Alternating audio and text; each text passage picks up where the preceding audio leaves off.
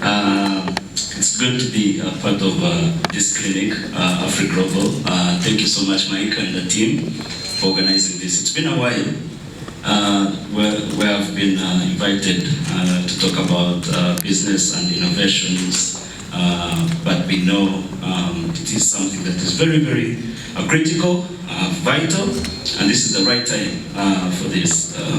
We've had a lot of opportunities to invest in the energy sector.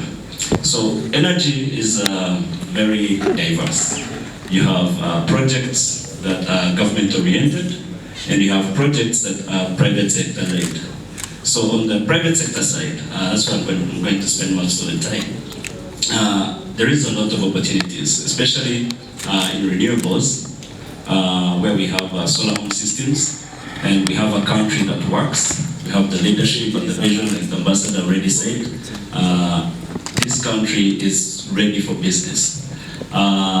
When we have a target to have 100% electrification of the people of Rwanda, and so far we are at 71% in a short period, regardless of the challenges that we faced in terms of policies and regulations and the readiness of the end users.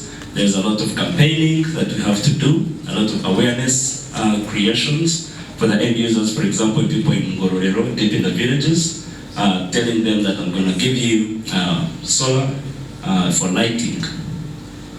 So they will ask, why do you want to give me solar for lighting? I sleep at 7 p.m.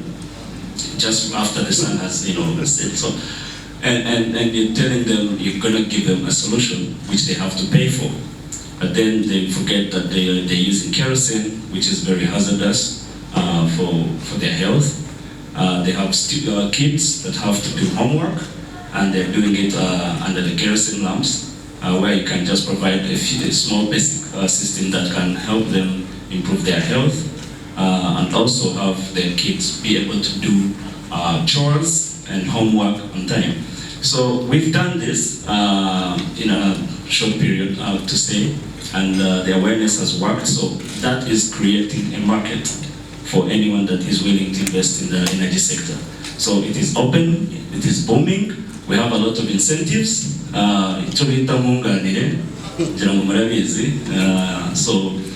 if a solar system is going to cost $120, for example, the end user is going to buy it for maybe $20, depending on their social cluster. So the government, through the Development Bank of Rwanda, is going to reimburse the company that applies for that incentive, for the incentive. Not only, so when we talk about energy, we shouldn't think about just lighting. Energy is beyond lighting. So when you go beyond lighting, there's creation of SMEs. You're creating jobs in centers, welding, you're creating barber shops, you're creating people that are showing football matches, cinema, and so on and so forth. It starts small, but the vision is to grow businesses.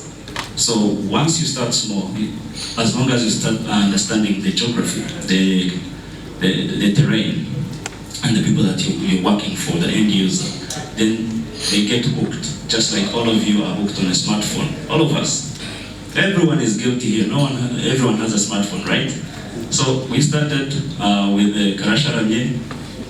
They lured us into that, and then now we're all using smartphones because of the need. So then there is that, the growth of the SME, the small businesses. Energy is also, again, beyond electricity. There are opportunities in clean cooking. The ambassador mentioned a bit about LPGs and where we import a lot of oil, fuel, diesel, and it costs the government a lot of money. Thanks to all of you that pay taxes. That's how the government affords it. But we need to cut down on that. So how do we cut down on that?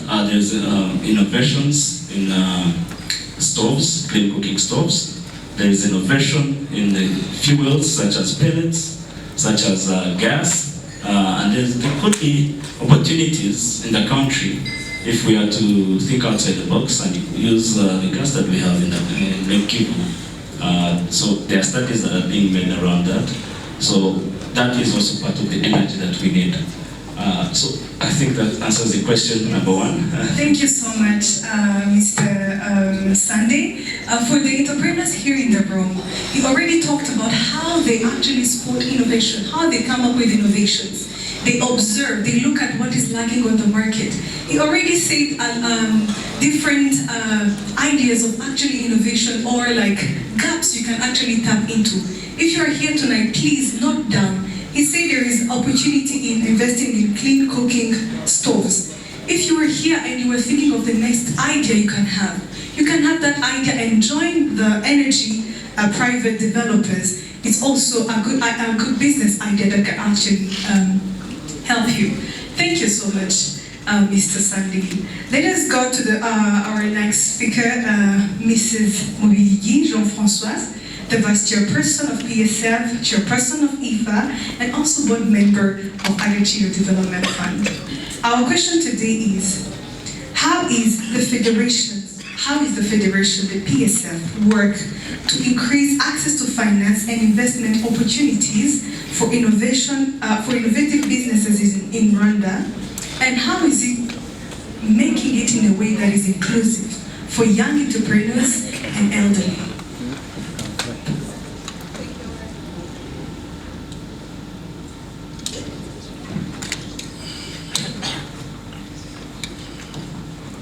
Thank you, moderator, and good evening, everyone. And thank you, Michael, for the invitation. This is a very good opportunity for the private sector to be able to highlight what we are doing and what we should be doing together. So, as you asked, the private sector is currently working on different ways to tackle the issue of access to finance. This goes through different programs we have, being programs for capacity building, which is very key. Most of our businesses needs to be structured, needs to be more professionalized, needs to be more structured in terms of corporate governance to be able to attract investors. And this has been lacking for years, and this should be highlighted also today in this clinic, because it's important to think about who we are interested to attract in our business, because we need to open our books, we need to open our businesses to be able to give a look to the investor, to interest that investor, and to give him the trust that the money that the investor will be investing will make profits. And this is very important for startups. We are also doing our advocacy in terms of different regulations, different laws that can help investors to be more interested to come and invest in Rwanda, or even existing investors in Rwanda to be more interested to invest in other businesses. Excellence Ambassador touched the issue of taxation, and this is something we have been advocating for a long time. We hope soon some good news will come.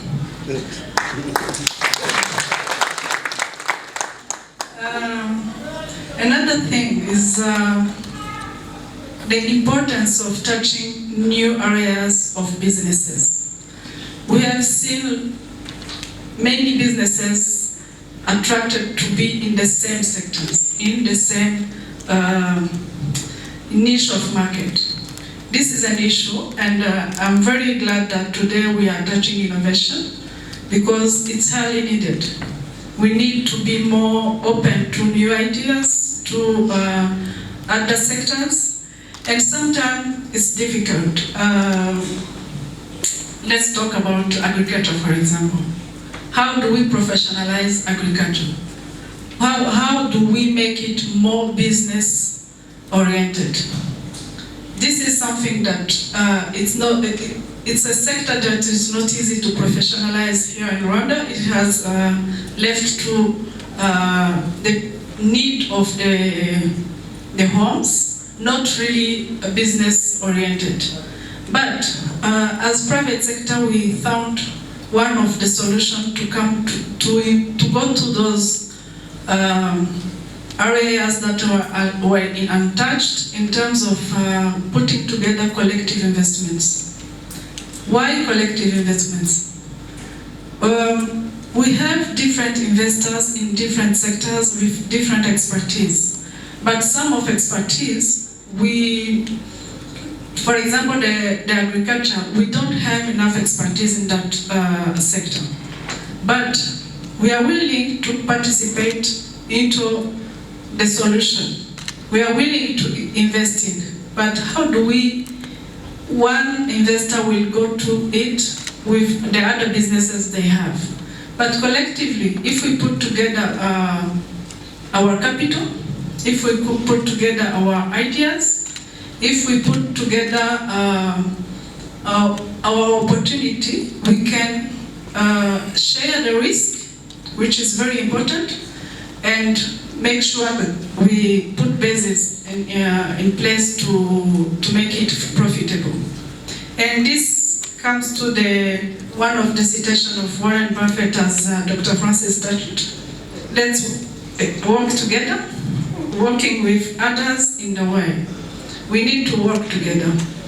We need to let our money work, not necessarily us making it work, but we can bring in expertise. But how do we bring in expertise with a small capital? We need to put enough capital together and bring the expertise that is needed. And this collective investment has shown success in terms of also putting trust in our financial institutions. Financial institutions are willing to invest their money into a collective investment because they are sure those investors will look each other to make sure that they reach their target. So those are few. There are many others, but I believe I have time to share others after. Thank you so much. You mentioned the collective work in terms of investment. Thank you so much for mentioning that, which is what AFRI-GLOBAL Cooperation Program is doing. And also you mentioned, looking at areas of innovation, you mentioned agriculture is one of the sectors that is untouched. If you are a young entrepreneur here in the room, you can direct your innovation in the sector of agriculture. She mentioned that most of the investments are actually being taken to the agriculture sector. It's not telling you to change your sector, but it's good to also note down the areas that are most supported, or like the areas that are more like trending for the current moment. Thank you so much. We'll come back to another question where you will have to share more insights on that. Thank you so much. Let us have our next question for one of our young entrepreneurs here in Rwanda. Young entrepreneurs, they're the ones that understand what actually they are going through. Mr. Uwizeyimana, CEO of Umurava, our question is, how do you see the current state of talent development in Rwanda? Your company is in line with talent development and outsourcing. And also, apart from the talent development in Rwanda, how do you incorporate innovation in your talent development strategy? And what are the challenges you are facing in your sector? Okay, so thanks a lot. So I'm sure that for many people who know me, they don't know Uwizeyimana. So I'm Vivens Uwizeyimana, and thanks for the good question and thanks for inviting me here. So when you look at the talent development so far in Rwanda, I always start from we don't have to blame anyone. Like when you look at what your universities are providing on the market already, it was aligned with the traditional market which we had around. We know that retail industry, manufacturing, forestry, agriculture, we are still talking about here. That's why we have been training more young people from. And that's why with the current job market we have, which is demanding the new skills on the market. That's where we are seeing more young people struggling to find jobs. And we see that we have many business people in the room. I know that they are always also claiming that, guys, to find right people for the jobs we are going behind. And when you don't find them, your competitors are going to move faster than you. So when you look at the context right now, I'm glad that already the problem is there, it's known, and even from the government perspective, from private perspective. And starting in 2019, I have seen RDB, Minister of Public Service and even Minister of Education putting the hands together to launch now what has to be the new skills development and employment policy here in Rwanda, looking at now the emerging skills on the market, investing heavily into technology, investing heavily into creative and media space, and also investing heavily into the data. And when you look at those concepts I'm mentioning, those are the digital skills which every company is demanding right now. And when you look at the context, I'm glad that when you go across the country, the internet penetration is so far so good. I did my research myself, when to Huye, Rusizi, Musanze, whenever I'm there, I'm okay. I can work and I can deliver. And second, public universities were decentralized. And then for someone who wanted to invest, it's easier to leverage on the basic infrastructure. And basically, when you look at the challenges right now, and from our perspective, I'm talking about the problem and the good things that we have the solution into that game. We are now making sure that we build the Africa's largest digital workforce, and from there, we enable even the companies and organizations to find them easily. Like if I can give you an example for the people who have businesses here, you know, hiring and outsourcing is a trick work and it's a struggle. But I'm glad to mention that I think I posted on my Twitter for transparency purpose that this week already we are enabling 40 people to go into different jobs for different companies and organizations. Only in 1 week we can manage at least to place those 40 people into different jobs. And not only here in Rwanda, by the way, we've also some companies in the US which are now trying to say, hi guys, the new Africa is the youngest continent now across the world. We are ready to extend our departments which we can outsource remotely. So that's the context in which we are into, and so far so good. Yeah. Thank you so much. I will ask you the second question. You've mentioned the different support systems around the government is putting in place to support entrepreneurs. You've mentioned the different achievements you were able to achieve. Now, talking on behalf of all the entrepreneurs here, what are the common challenges your current entrepreneurs in Rwanda face? And what are the best practices you want the government to adopt to facilitate startups and developing entrepreneurs? You can also say that you don't have any challenge, but if there is ever a challenge. Fridorin Nyasawa. I'm a founder of Kitech. It's a software engineering company. So we have created Kitech in order to bring some cost-effective software to people, because in my experience, so we as an engineer have been struggling to land a deal from the client. So they are demanding too much, but they are not ready to pay you the money that is going to support you, like every day. You can spend 30 days working on a project, yet the money you are going to get from him is not going to support you for not even 2 days. So that's why I founded Kitech. So we decided to be creating solutions that we can sell to many people. So that's what we are doing. But still, we are still having the challenge. You know, we are always like we have that idea and we want to bring the solution to people and start making money. And as my friend Vivian said, we forgot something about the taxation. And even in our process of getting a business registered, it's very easier to forget that you're going to be needing the taxation. So my question is this: what our mother there at PSF, Mobility France, Françoise, has mentioned that they are doing something, and I wanted to know, like in my case, I founded Kitech like 6 years back, but you know, I didn't know all the process.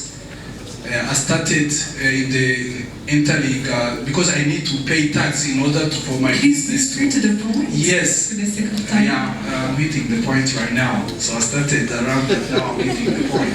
So what is going to be done? We have a lot of entrepreneurs out there. So they have a lot of amount of money due to pay in those taxes. So what is the plan? What are you going to do for us? So I'm asking for myself and for other people out there. Thank you so much. I think we will have all of the two questions and then they will answer them at the same time. The second... I'd like to ask the question. My question goes to Mr. Kabarebe about what is the challenges that are in the energy sector in Rwanda. The main challenges. I'm asking this because even though I'm in travel industry, actually I'm the CEO for Ultimate Rwanda Travels. We are a travel company taking people on the mountain biking and other adventure around Rwanda and East Africa. But also I consult for an energy company that is in the US called CIFO. So I'm asking you, what are the challenges that are faced in the energy sector, especially for the sustainable energy? Thanks. The trainings that are delivered within the PSF or the clusters that we have. We have a cluster of agriculture, we have a cluster of services, we have a cluster of industries, we have a cluster of specialized cluster which has women and youth entrepreneurs and also people with disabilities. We have a cluster for trade, and within those different clusters we have different programs of trainings that touch any of the issues entrepreneurs have. And I also want to take this opportunity. The Private Sector Federation, it's ours. It's up to us to tell them what we have as issues. It's up to us to claim for what we need. If you need a training, inform them. Be with your colleagues. Claim for that training, and especially you have to be part of others. You share expertise, you share experiences, you share opportunities, networking. We have been talking about networking, it's what we are here for, but also be for a part of different platforms that are there for that. Thank you. Thank you so much, Mr. Sandy, for the energy challenges question. Thank you, gentlemen. You didn't mention your name, but you mentioned your company and what you do. So, for the past 10 years, we've been dealing with challenges. So, today, when I was talking about energy, I never mentioned the challenge too much because there are more opportunities than challenges today. Like I said, it is a vast field, so you have to look at how are things done today in the energy sector. So if it's for electricity, you look at everyone is doing the same thing. They want to come, develop, if it is in hydro, if it is in methane gas, if it is in mini grids like solar. So they want to just produce and have the government buy electricity. So that is the normal way of doing business, but there is no innovation that is around that, which is a challenge to me, where I would like to see a company like C4 that you mentioned come all the way from America or wherever they are, come to Rwanda. We give them a concession, the government will give them a concession, if they can prove that whatever they're going to produce, they can actually be part of the consumers. So creating markets, creating the demand. So today the demand, as you can tell, the factories that we have here, they're not so many due to such issues. So the government is really, it has a lot on its back. If we can have companies coming in and say we want a 5 megawatt concession at River X, if it's a hydro one, then, but we will use this electricity, for example, to build a hospital, for example, to build a factory that is going to do some manufacturing of a sort for made in Rwanda products. So that solves the challenge that we have today. What role does efficient and effective financial management play in the growth of your business? So to answer this, when we talk of financial management, we are talking of numbers. What are the costs and benefits from the business operation, for how long, and what is the business sustainability? So for us to choose the role of financial management as accountability and consistency, because for the business to be sustainable, you have to be more and rely on accountability and be more consistent in what you're doing. Thank you. I'm called Ngelifa Benis Corentin, imitator in Rwanda. I'm from Cameroon. Our question goes thus. When do you know your business is ready for expansion? Actually, before I got to the legal profession, I have an experience because my husband is a businessman. I was once a partner, so I have little experience. From my experience, when do you know your business is ready for expansion? From conception. I would say from conception. At the beginning, before putting the capital together, before taking research, having legal advice and stuff, you should know your business is ready for expansion. What do I mean per se? Before the business is being incorporated, what you need to do is, let's say I'm starting with $10,000, you should have it, you should be optimistic. From the word go, you should know the profits I make each day should expand my business. You should be ready for expansion per se. You should keep pushing. From conception, you should not wait. There's no particular time per se. What I want to say is, the moment the business is incorporated, you should be ready for expansion. Thank you. Much. Ladies and gentlemen in the room, good afternoon. Sorry, good evening. Am I audible enough? Yeah. Okay. My name is Pretere Dushime and I'm glad to present table 11. So this is our question. How can we ensure consistency in quality over time? In other words, the quality of goods and services. And in our group, here are the key bullet points that we suggested that can help to provide consistency in quality of goods and services. The first one, a business has to first of all identify or define what is the quality that we actually want. So after defining the quality that we want, then we have to stick on that quality. How do we do that? We have to first of all commit ourselves to that quality that we want. There is this process that business normally doing throughout the production process, which is called total quality management. You have to supervise at each step of production if the consistency that we want has been kept. And of course, we have to hire the right people, yes. Another thing is, at large, the management has to be well organized for the business to be successful. 1 minute, please. Thank you, that was all. Good management is very important. How can you protect your company from unpredictable circumstances, theft, fire, etc.? Very easy. We take insurance. Thank you. So if you want to protect your company from unpredictable circumstances, you should have two things. Two main things among others. Have a strategic plan and a policy and a legal framework as well. Because if you have a company, you should make sure that your properties are well insured, but also you should make sure that your staff have been trained about a positive attitude. Because if they don't have a positive attitude, make sure that you're gonna fail, because they will not deliver, they will not be efficient as enough as they should be. Thank you. Positive attitude, optimism is always important. Thank you so much. My name is Gershom Nindolila. I'm Managing Director of Obey Produce International. We are farmer and beekeeper.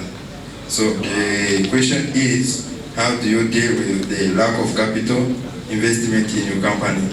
So as of now, as you see, just accessing to finance for the youth people is somehow very tricky, and some people's like who are in agriculture is very hard just to access because agriculture is a high risk zone more than other businesses. So what we are doing and what we are sure it's easy way is just to make sure that we are connecting with right people, that we are working with them, then we'll reinvest what we have. Just like if I'm getting like expected margin this year, I have to reinvest in just to grow up.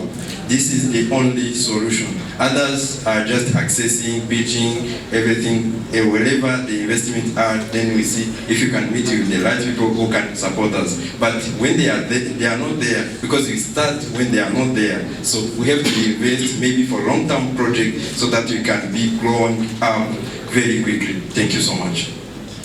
And our question goes, how does operations management define your business?